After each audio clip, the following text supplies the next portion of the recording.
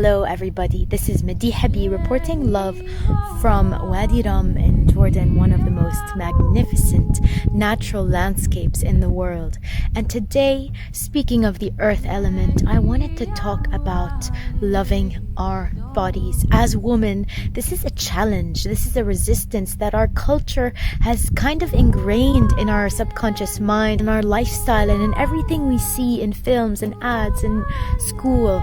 There's always a way we are supposed to look, and we don't look that way. And so there is a self-hatred, a self-rejection that comes with that I have felt in my own life, and that over the past few years, I've really also felt ready to liberate myself from.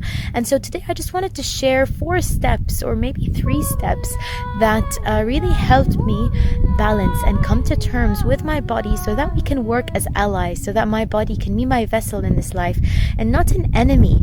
Because when I'm constantly thrashing and hating on my body, how can it be anything but an enemy? How can it love me? How can it serve me? How can it be the one who allows me to meet the world? And so that's why it's so important to really start to anchor our love in the body, and for ourselves. The first way to truly start to tap into the body is to start to listen. Can you start a conversation with your body to ask her, what does she want? What does she need?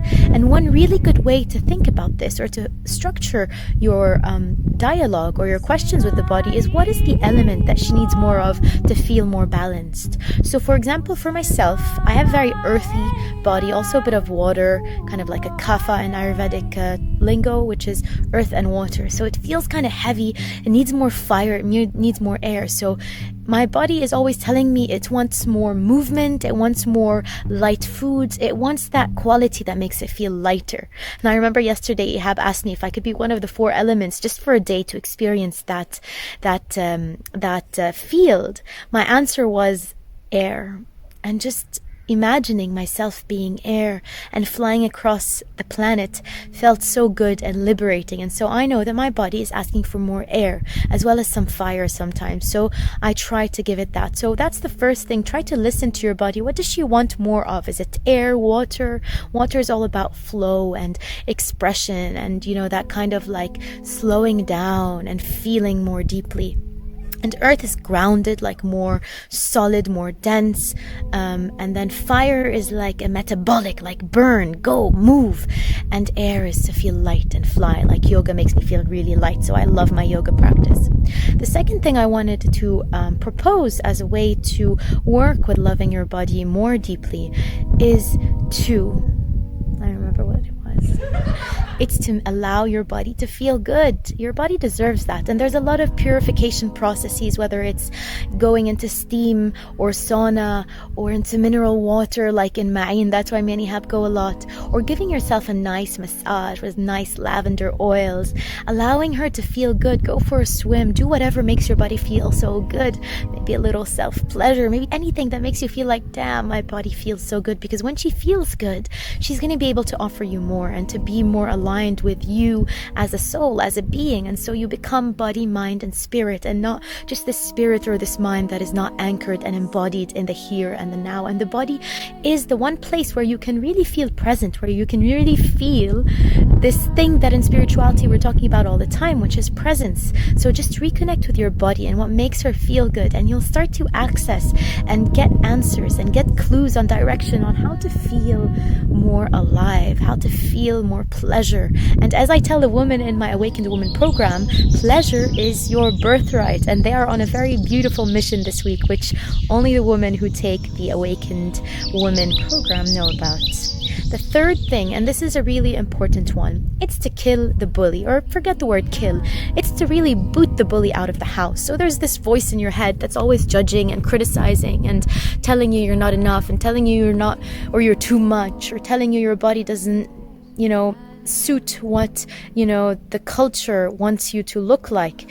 But the thing is, if you feel good in your body and you have spoken to it that it feels and it's doing what feels right for it, then there's no reason you shouldn't feel good in your body. And so when that voice comes, that self-critical monkey mind, and it's telling you all these thoughts or all these stories or these traumas or telling me you're too fat, then just boot her out the door. Literally, if you had someone in your house who was constantly attacking you, wouldn't you kick her out? Wouldn't you say enough is enough? Wouldn't you say just get out of here? And that's why it's so important to do the same.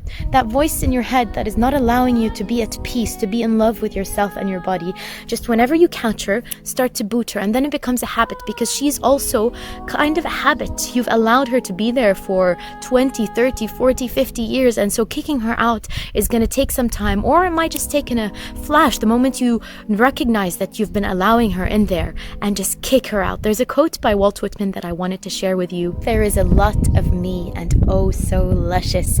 That is one of the things that really allows me to welcome more of myself, not to judge my too much, not to judge the places where I'm more curvy and, you know, where there's just some cushion, just to welcome myself, because there is oh so much goodness and oh so luscious. Remember that today.